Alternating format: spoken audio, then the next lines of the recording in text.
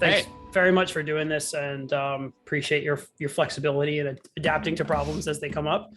Um, I think actually in the last Q&A, there was a similar question about leading up to your boss. I'll ask maybe a different version of it. So my boss also happens to be my father, which is probably a that particularly sounds unique fun. uh, it, challenge, I suppose. One of the He has built a very successful business, and he's built it his way. And he has built it in his own sort of style of leadership, which he affectionately calls sort of leadership by dictatorship. Now that the business is so much bigger, it went from 3 to almost 60. He's not able to be involved in decision making the way that he used to be, but still sees that like that old style worked for him in the past. How do I try to better support him in showing that it's okay to delegate? Like, he understands sort of in his head that he can delegate tasks off, but at the end of the day reverts back to the old mentality of everything has to flow through him. Did you watch the session that we did with Randall? I did, yes. I thought I've been thinking a lot about it since we had that session, but his point of like, hey, can I give you some feedback? But also where he was saying like, hey, how do you think this is going? Or like, what are you trying to do? Right. So obviously your dad is leading by dictatorship, not because he's a dictator, but because in his view, that is the best way to accomplish what he's trying to accomplish. But I imagine if he's a reasonable person, he should be able to be shown how the way he's doing it is actually not getting him the results he wants, or it's getting him the results, but at an immense personal cost. So I think if you think about it as he's being rational, he just doesn't have a full view of all the information or the facts, that might help you reach him. So like sort of, how do you want this to go? What is your dream scenario? Where are you trying to take this thing? And then once you can get on the same page, then you can be like, okay, well, I think actually if in these areas you were to open up or you were to delegate to me specifically, if it's really about trust, perhaps we're going to have some more luck. So I might just think about like really thinking about it from his perspective. I think sometimes when we see someone who's like sort of really totalitarian in their leadership style, we just find it objectionable or find it frustrating. And we don't think about the fact that it's very unlikely that that's a pleasurable place or a sustainable way for them to do it. It's just the only way they know how. And it's usually rooted in some sort of fear or, desire to control, usually for purposes of quality. And Mhm. so if you can approach there instead of attacking, perhaps you might be able to get through. Yeah. If I could, actually going back on the notes from Randall, and this is a quick question, but I wrote down a book around that time in my notes, The Power Tactics of Jesus Christ. I don't know if that was a book you recommended or maybe another one. Yes.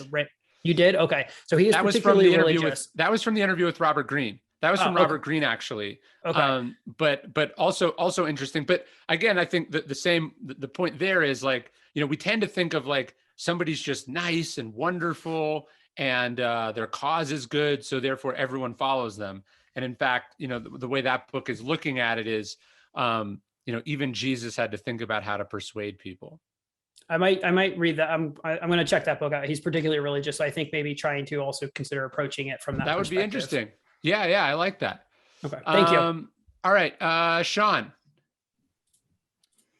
Hey Ryan, I saw you put out that video on courage today, so this question pertains to that. So I have a buddy who he runs marathons, and he recently asked me to run an ultra marathon with him, 100 miles. And I've never even run a regular marathon, but courage is calling. He asked the question, and I figured, you know what, I'll do it.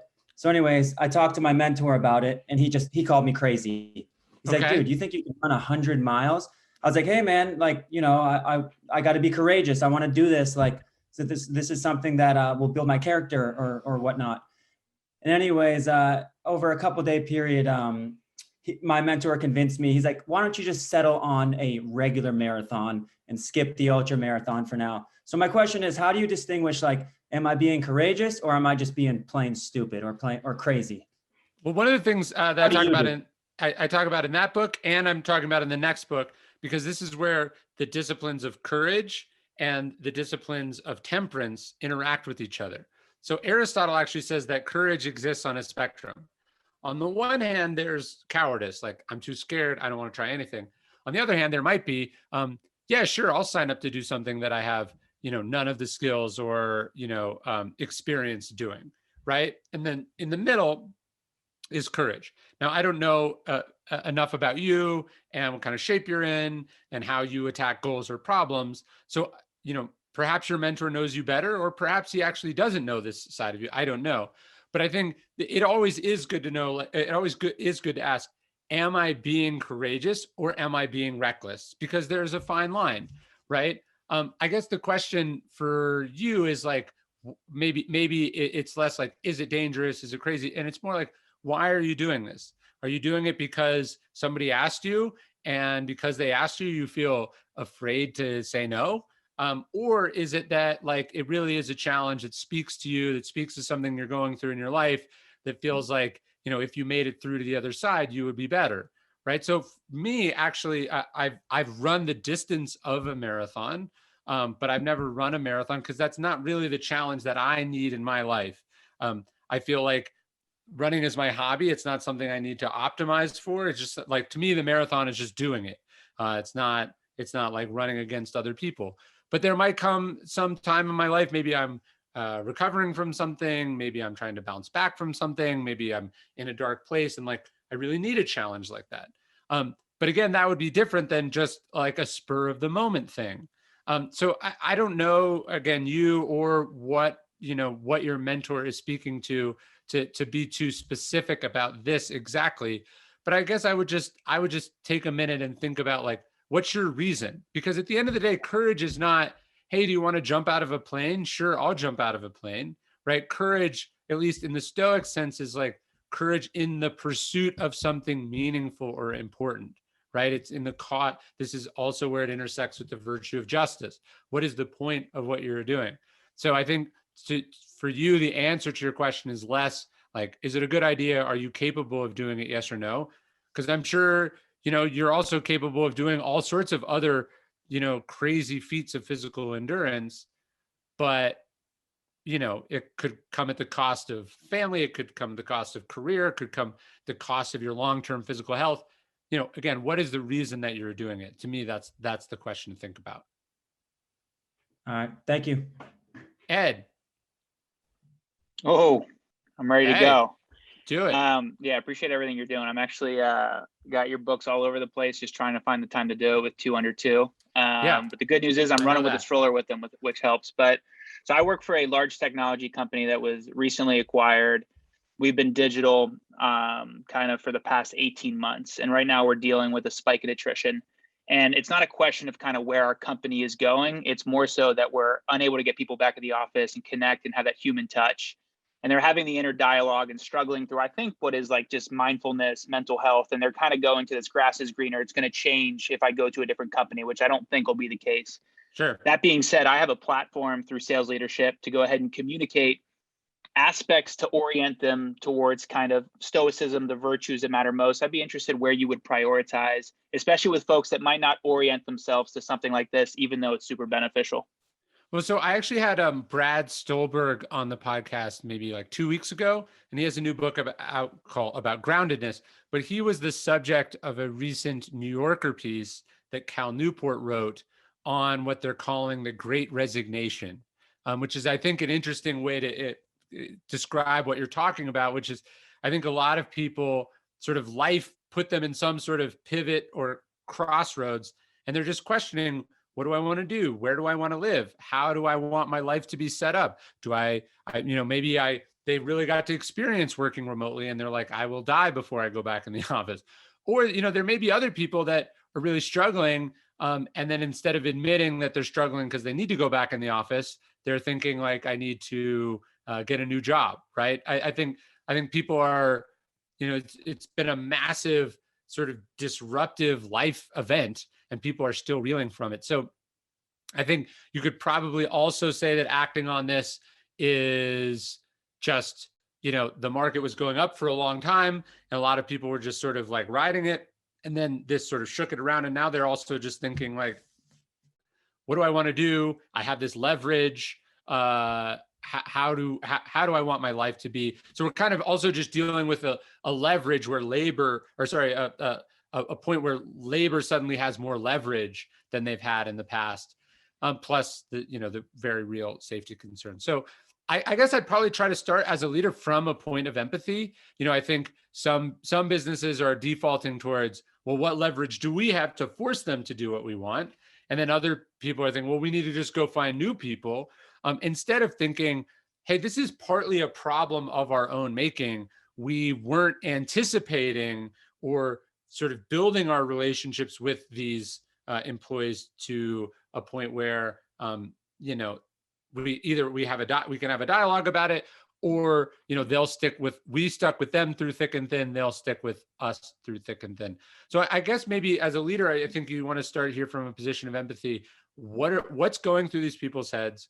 What are they thinking about? What are they valuing? And as you make your arguments, as you attempt to communicate, try to communicate in a way that addresses that language. I'll give you an example. I was in the middle of COVID, I was still getting requests to do speaking. And so people would, I'd say like, no, sorry, I can't do it. Look at these, here's the COVID reasons. And they would often reply by offering more money. So they were thinking that I wasn't serious about what I was saying. I was really just holding out for more money. Money was sort of the only language that they spoke. Instead of like, I remember having one where they were offering, considerably more money. And I said, I'll do it for the other amount. I just want you to spend that money on COVID testing at the event so none of us get sick, so I don't bring it home to my kids. And they were not interested in doing that. The point being, we were speaking very different languages with very different sets of priorities. And if they'd actually wanted me to attend, or many other speakers to attend, they should have stopped and thought, well, what is important to this person we're trying to persuade to do something? And so from a leadership perspective, that's maybe where I would start. Someone is saying how to prepare oneself for dealing with individuals or leaders who victimize other employees, and you believe you are defending the employees. I guess I could use a little more information on that if you want to raise your hand or put it up. I'm not totally sure. I don't want to speculate. Dave was asking, he's a PE teacher, asking how to incorporate Stoicism into the teaching practice. Look, I think the best way, as with all sort of lessons, is through example. Do the students need to know who Marcus Aurelius is? Will the quotes on the on a chalkboard or something inspire them? Maybe a little bit, and maybe that can be helpful. But I think primarily through example. So I might just sort of sit and think about like, what is the specific lesson that I want to teach from the Stoics, and what's a way I can demonstrate that, not just in my own behavior, but perhaps in something that I put them through, and then we discuss and we debrief about it. So I think it's less about words, more about actions is sort of how I would answer that.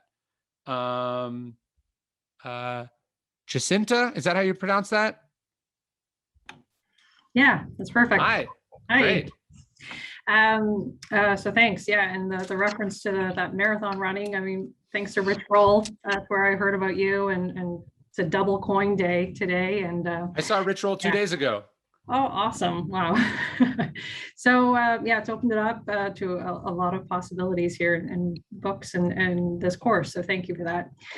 So I work in the federal public service in Canada and in a natural resource environment. So we're going through some challenging situations right now, and the group that I manage manages this natural resource, and also a team that does compliance, so very strong-minded enforcement type folks, and another group that's doing Indigenous rights. So this whole issue relates to this, and so it's a sticky situation. That's all you need to know, I think. And so the issue I have is right now decisions are being made that aren't resting well with a lot of folks. And in particular, this enforcement group, because they're really at the pointy end of really Sure. difficult situations. So very recently, situation came up, and a senior official in our organization, a few senior officials were wanting to hear from the front lines. And so they heard something that really it resonated this morning when I read about being an admired leader. And Yeah. it struck me that the feedback was that a decision that I had taken, for which they had all been briefed and senior management had, but this individual had unfortunately just been on vacation and taking some much needed time off, but took the opportunity to really kind of vent. So, which is fine. I mean, that's okay. But it pointed out to me that clearly the information, the mission of the organization, I'm not doing enough to get that information out. So I think there's a way to get this back on track for sure. It's, they've come to realize why that decision was taken, but it points to the issue of poor communication in our ranks. So what advice would you give on how to tackle that? Yeah, I feel like COVID certainly has demonstrated, whether people are making the good decisions or bad decisions from a leadership perspective, it's been across the board. Communication has been incredibly poor.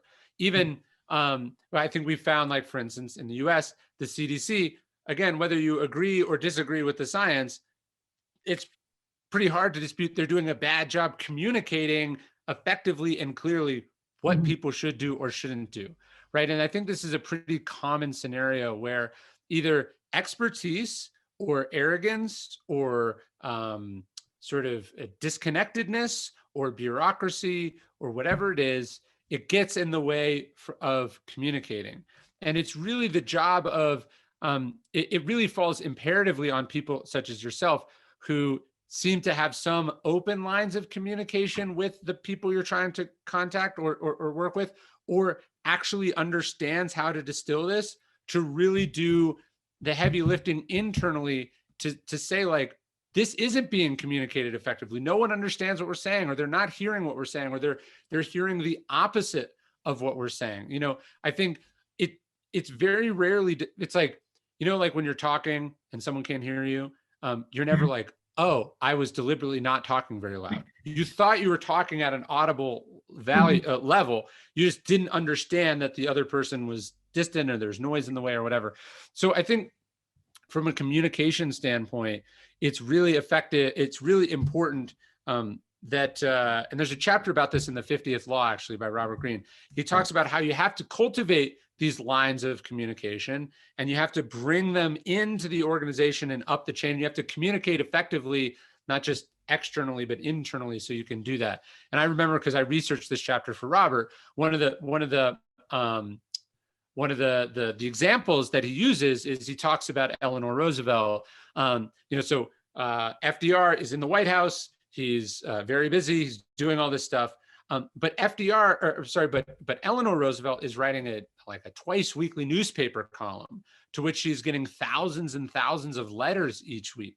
So really they were this great tag team in that one had this direct line of communication with actual Americans, usually sort of underprivileged, underserved Americans. And then the other had real effective lines of communications with the politicians, with what was possible at a government level. And they came together and they were able to communicate with each other what's possible, what needed to happen. Compromises emerges from that. And so I think when we're talking about communication and we're talking about effective leadership, it's really that. So keeping the lines of communication, and then I would say it falls on someone like you to really communicate internally what needs to be said, so you're not communicating ineffectively externally. Thank you. Kamana rephrased her question. She was saying, how do you incorporate Stoic values in a workplace without appearing to be complaining?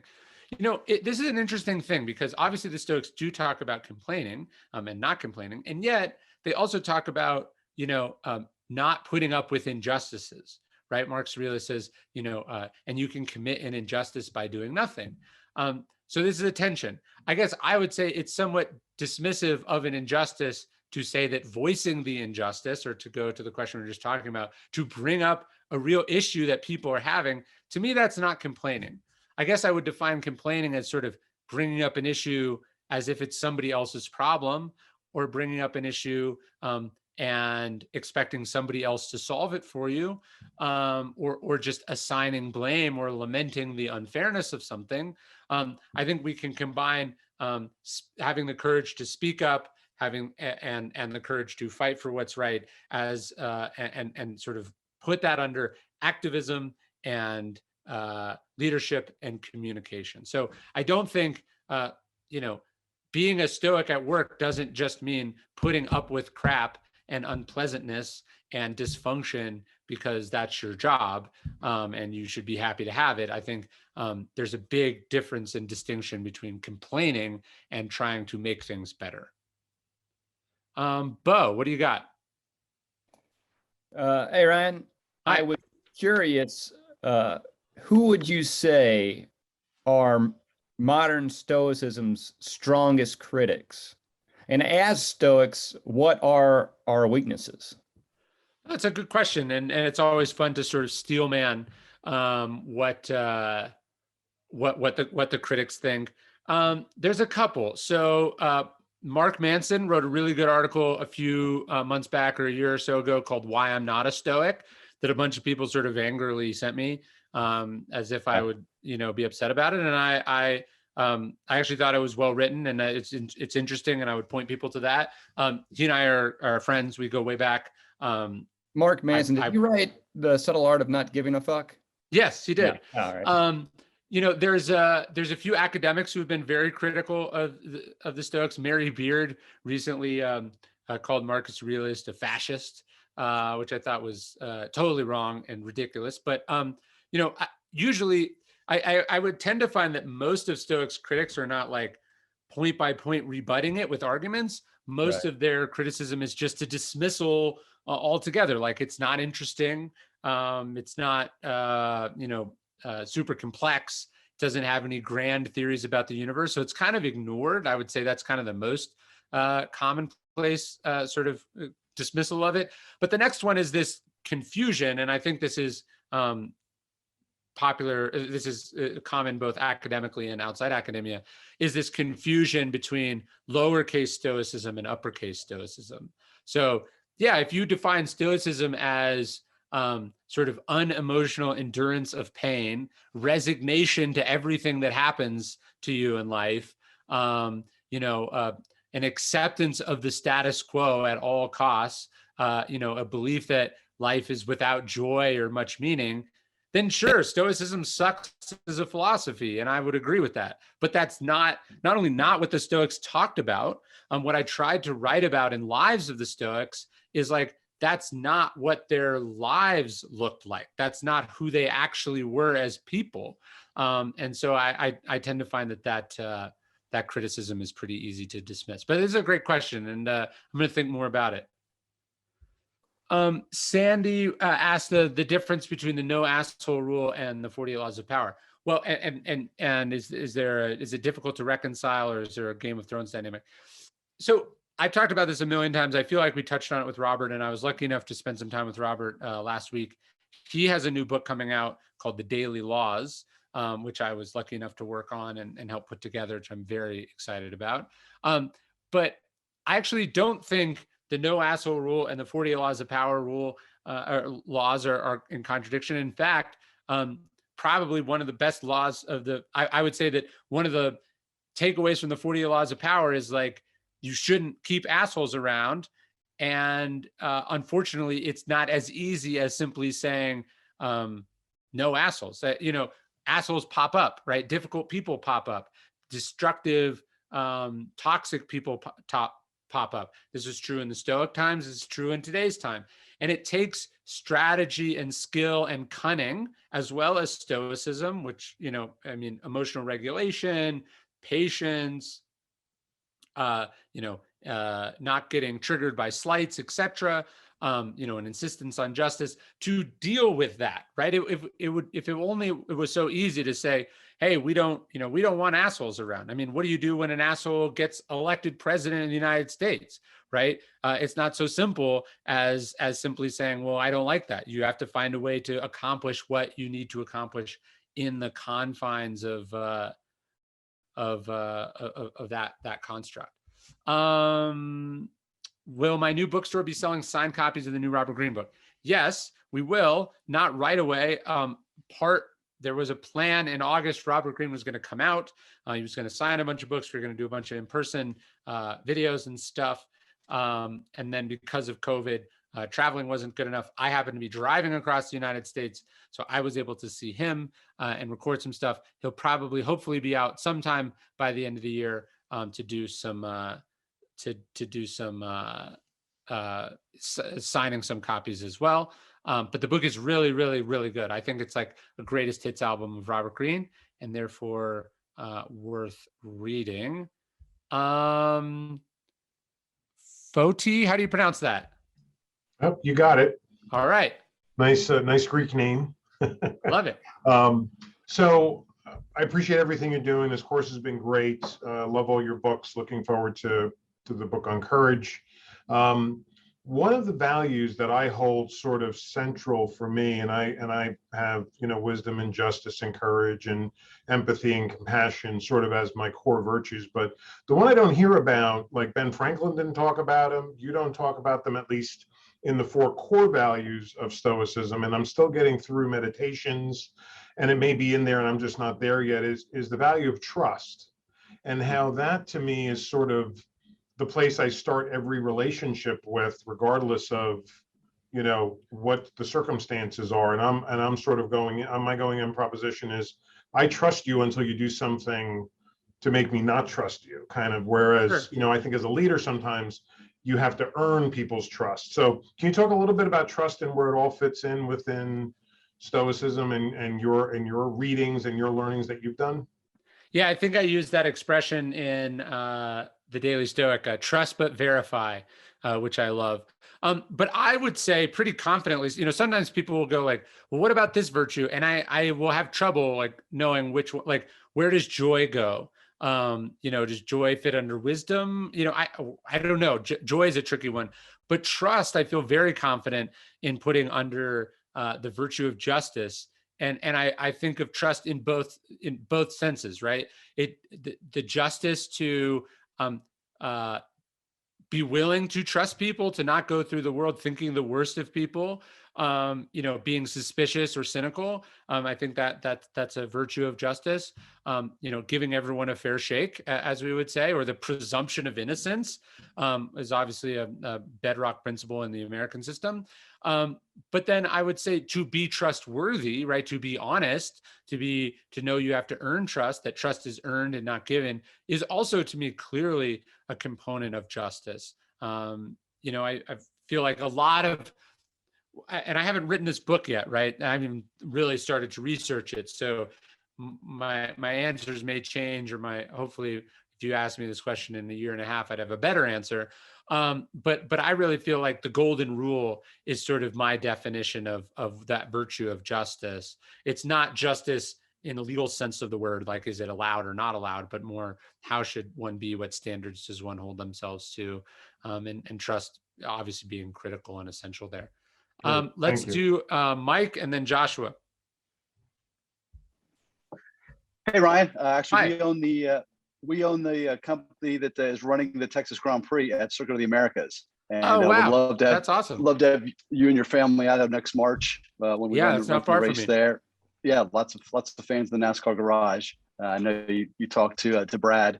Yes. On a podcast. So, but had a question about how do you talk to your loved ones, your close friends, when they want to get caught up in all the noise and the event of the day or whatever the hot take is on social media or in the news, and not say I don't have an opinion on that, or without like disengaging with them?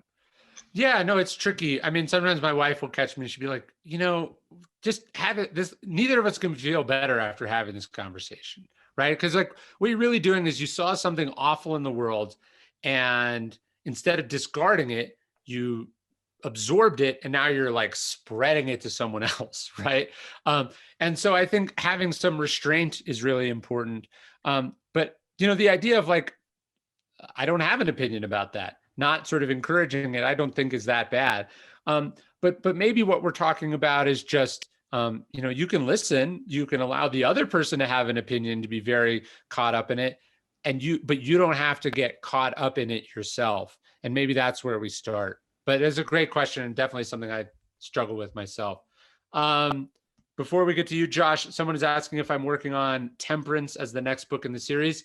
I am, although I'm expressing temperance less in the frame of moderation, although I do touch on that in the book, and I'm talking about it much more through the lens of self-discipline and restraint, which I think is a bit more practical and more interesting to me at this moment.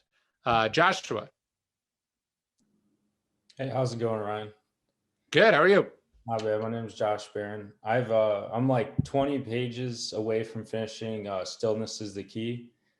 I've read Ego is Thank the you. Enemy, Obstacle is the Way, and then next after that, Lives of the Stoics. So big fan.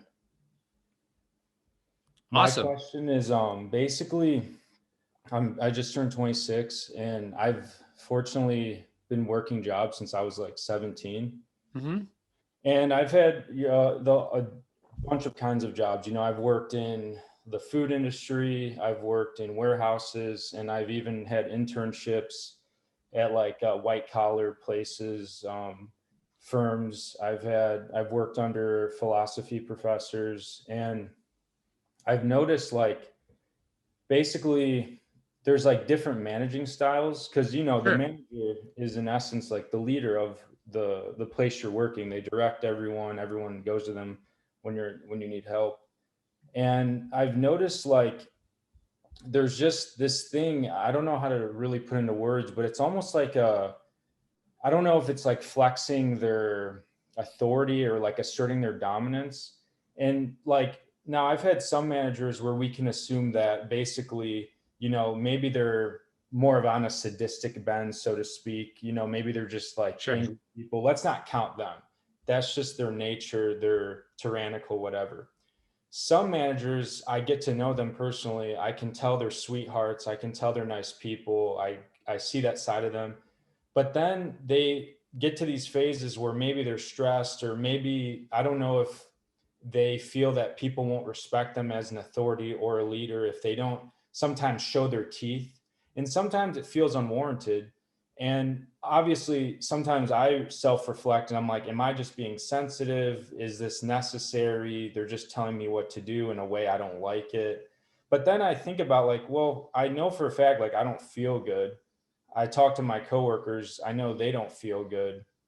And I guess to get to the point of the question is, do you believe as a leader, is that, and maybe looking back on like what you know about leadership from the Stoics and different things in history, is that necessary? Is it like the same way you can't avoid, like if you want to be in shape, you're going to have to feel the soreness of a long run or a tough workout?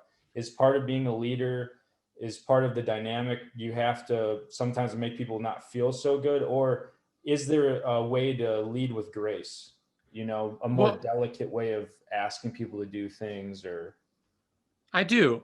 I do. And I think most of what we're talking about in this course is about leading from a place of grace. I think when what Randall who talked in the first week was really talking about is how, especially on Wall Street, not to be that sort of asshole boss, not to be the one barking orders, not to be the one grinding people into dust, but really thinking about how to get the best out of people and how to make the people that are already great even better at what they do. So I think if we define leadership as he does, trying to make people better and therefore make our company organization cause better, we're not going to, sort of come at it from that tyrannical bent.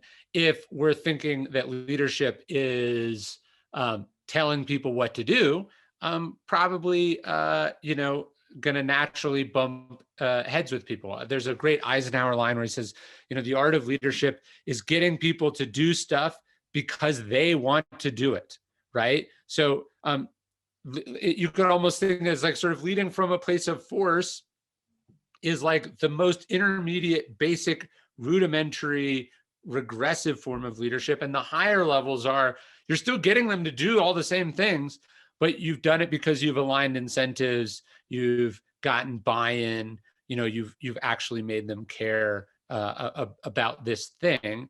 And, look, is there sometimes in a crisis scenario where leadership might be barking orders? Sure. Are there also hard decisions that leaders have to make that people are at odds with? And you have to say, okay, then you're not the right fit for this organization. And let's, kindly part ways. Yes. Does sometimes not even that happen? And there's acrimony and departures or, sort of tough calls? Also, yes. But I think even then you can do that from a place of grace and kindness and in accordance with the other Stoic virtues that we're talking about. But it's a great question. And I think it's easy to be jaded and cynical when you have had bad leaders sort of teach you that that's what is okay. And I've worked for my fair share of them. And part of my journey has just been unlearning bad habits that I watched in my formative years. Last question. Someone was asking if I was working on the Temperance book as the next book in the series. I am. And then the follow-up question was, which one do I find the hardest to write about? I don't know if any are harder than the others. I think courage is probably going to be the easiest of them because it's the most inspirational. And I think of the virtues, it's the most universally both lionized and agreed upon, right? For thousands of years, we've had at least a pretty clear definition of like courage, whether it's on the battlefield or rescuing people from danger. So we're kind of on the same page about courage, even though it's much rarer than it should be. Temperance or self-discipline, obviously, I feel like is increasingly rare these days. So that's why I'm excited to write about that. Justice, to go to the earlier question, there's a lot of misconceptions about justice. I think that one will probably be the hardest to make, compelling and illustrate via story. So that'll be a challenge. And then wisdom, I think the challenge on wisdom will be, how to talk about a journey that I feel like I'm still very much on and not come from a place of pretending that I have attained wisdom, but instead think about it as the pursuit and the seeking of wisdom. But thankfully, I don't have to cross that bridge for at least another 2.5 or so years at this pace. So I will withhold having an opinion on how hard it's going to be until that's really my problem. But guys, this was amazing. I've loved doing this so much. I think we have at least one more of these sessions with the Q&As, and I know we've got 2 or 3 other great interviews coming, and I'm looking forward to those. And I'm very excited to talk then. And I'm also very pumped that the Wi-Fi held, because if it didn't, I was going to have to drive. We drove up a 7-mile dirt road to get here where we are, and it's got about 4,500 feet of elevation gain, and our truck overheated twice on the road. So I was not looking forward to doing that again. So the Wi-Fi gods have smiled upon us, and I will be back in a better place the next time we do this. Talk soon.